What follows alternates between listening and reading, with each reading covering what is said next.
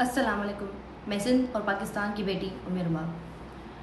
तमाम तारीफ़ें रब्बुल आलमीन के लिए, दुरूद और सलाम अम्बिया और मासूमीन के लिए, मेरी जदोजहद धरती के मजलूमीन के लिए।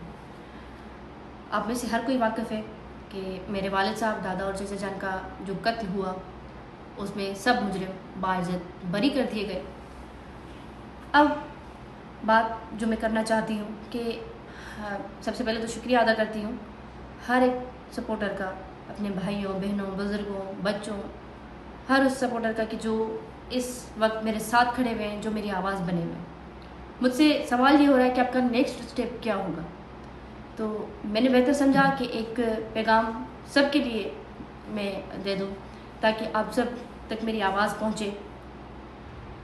हमें ज़रूरत है कि हम इस जद्दोजहद को जारी और सारी रखें। मेरे 2 कॉज हैं, आपको पता है।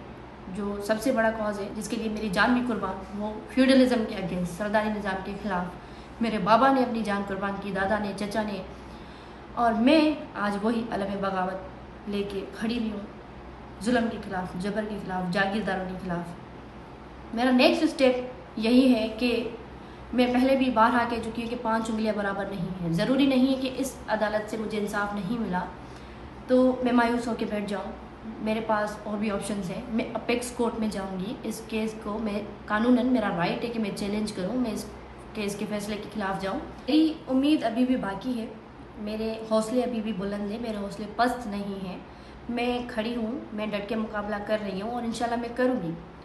इसमें आप सबसे ये गुजारिश है कि आप मेरी आवाज़ बनते रहें, मगर एक रिक्वेस्ट है सबसे कि आप किसी भी फ़र्द को, किसी भी शख्स को टारगेट ना करें। जनरल सवाल करेंगे कि इंसाफ जो कि एक मज़लूम का हक़ है वो क्यों नहीं मिल पा रहा। मैं रिक्वेस्ट करती हूँ कि आप सब पुरअमन रहें, क्योंकि तमाम दर सपोर्टर्स मुझे कॉल्स कर रहे हैं, मैसेजेस कर रहे हैं, और मैं इस पर माजरत भी चाहती हूँ कि मैं हर एक को जवाब नहीं दे पा रही।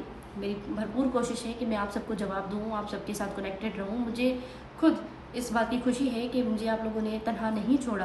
तो मैं समझती हूँ कि इंशाल्लाह अपेक्स कोर्ट में इस फैसले पे नज़रसानी की जाएगी और उसके बाद मुझे ज़रूर इंसाफ दिया जाए।